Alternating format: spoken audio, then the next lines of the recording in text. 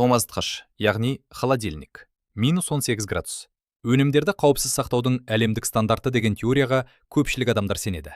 Тамақ тоңазытқышта жатса, ол қауіпсіз. Алаңдамай жеуге болады деп ойлайды. Бірақ сіз қателесесіз. Бұл нағыз бактериологиялық бомба болуы мүмкін. Мысалы, сиыр немесе жабайы аң етінде кездесетін қауіпті паразиттер мен бактериялар суықтан қорықпайды.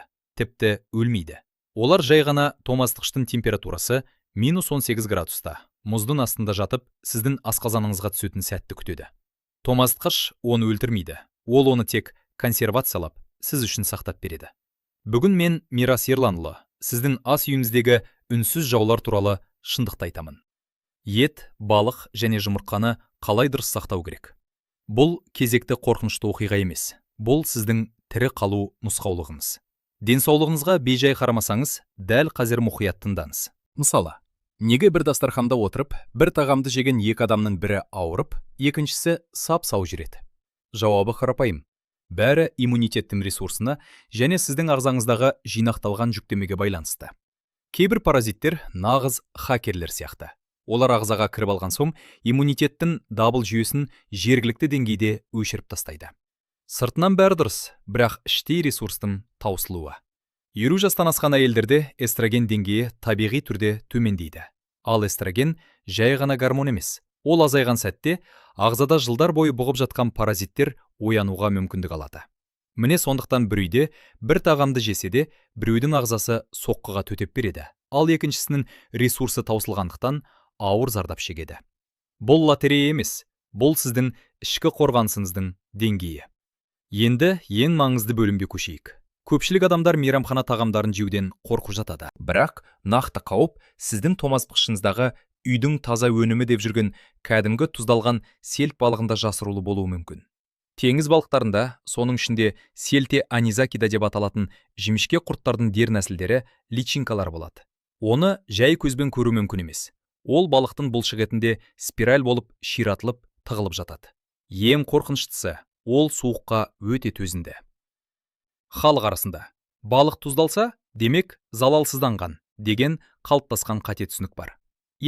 Тұз бактерияларды өлтіреді, бірақ анизакида бактерия емес. Бұл личинканың өлуі үшін тұздың концентрациясы кемінде 14% болуы тиіс.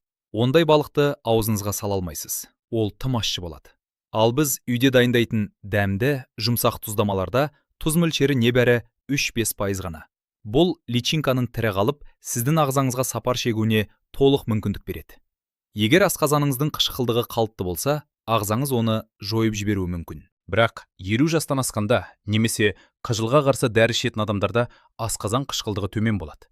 Мұндай жағдайда анизакида асқазаннан кедергісіз өтіп, ішек қабырғасына жабысады. Менің айтар кеңесім, үй жағдайында балықты анизакидадан тазарту қиын.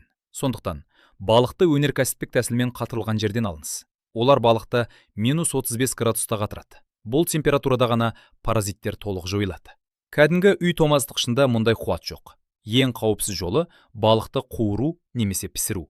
Жоғары температура паразиттердің басты жауы. Егер балықты шикідей немесе шала тұздап жеуді ұнатсаңыз, ағзаңыздың қорғаныс қабілетіне сенімді болуыңыз керек. Бірақ денсаулықты тәуекелге тікпеген дұрыс. Келесі өнім сиыр еті және оның ішінде жасырынған бұқа таспа құрты. Бұл паразит адамның жемішке шегінде 4 метрден 10 метрге дейін өсе алады.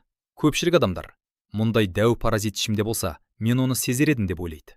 Осы сенім басты қателік. Бұқа таспа құрты өте мәдениетті паразит. Ол ішек қабырғасын жарақаттамайды, агрессивті токсиндер бөлмейді.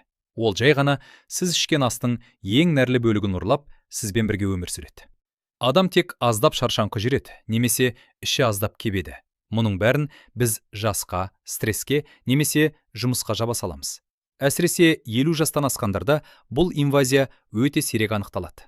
Менің кеңесім, ет өнімдерін, әсіресе котлеттерді ортасына дейін толық пісіріңіз. Ең бастысы, фарштың дәмін көру үшін шикідей ауыз тию әдетінен арылыңыз.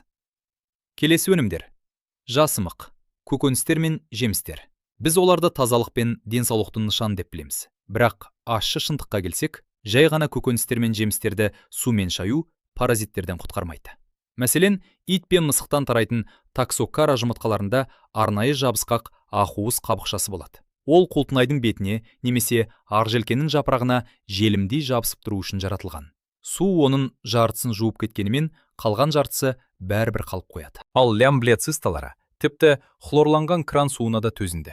Бір ғана нашар жуылған құлтынай жидегінде олардың жүздегені болуы мүмкін. Лямблияның зардабы зор. Ол ішектің сіміру қабілетін бұзады. Сіз өте пайдалы тамақтансаңыз да, ағзаңызға ең маңызды Д, А, Е, К және В тобының витаминдері сіңбейді. Созылмалы шаршау, буынның ауруы, ашушаңдық, мұның бәрі витамин тапшылығынан емес. Сол витаминді ішіңізде ұрлап жатқан лямблиялардан болуы мүмкін. Менің кеңесім: жеміс жидек пен көкөністерді 1 литр суға 1 шай қасық ас содасын қосып, 10-15 минутқа батырып қойыңыз. Бұл жабысқақ қапқышаны босатуға көмектеседі. 100% кепілдік. Тек термиялық өңдеуде. Жасымықты бұқтырып, жидектерден компот жасасаңыз, паразиттік қауіп толық жойылады. Келесі өнім үй тауығының жұмыртқасы. Үй тауығының жұмыртқасы денсаулық кепілі ме? Сақ болыңыз. Көпшілігіміз ауылдың жұмыртқасын ең таза өнім деп санаймыз. Бірақ олар зауыттық бақылаудан өтпейді. Ең бастысы, сальмонелла тек қабықтың сыртында емес, жұмыртқаның ішінде де болуы мүмкін. Бұл трансаваральды жұқтыру. Шікі жұмыртқа ішу пайдалы деген халықтық рецепттер нағыз лотерея. Сондықтан жұмыртқаның сарысы толық тығыз болғанша пісіру жай ғана әдет емес, сіздің қауіпсіздігіңіз. Жұмсақ ірімшік пен үй өнімдері токсоплазманың көзі. Бұл паразит жер шары халқының жартысына жуығында бар. Ол мидың шешім қабылдауға жауапты аймақтарында цисталар түседі. Соңғы зерттеулер токсоплазма мен жоғары мазасыздық, депрессия арасында тікелей байланыс барын көрсетеді. Бри, камамбер, фета сияқты жұмсақ ірімшіктер немесе үйдің суық ысталған шұжық салулары токсоплазмадан тазартылмаған болуы мүмкін.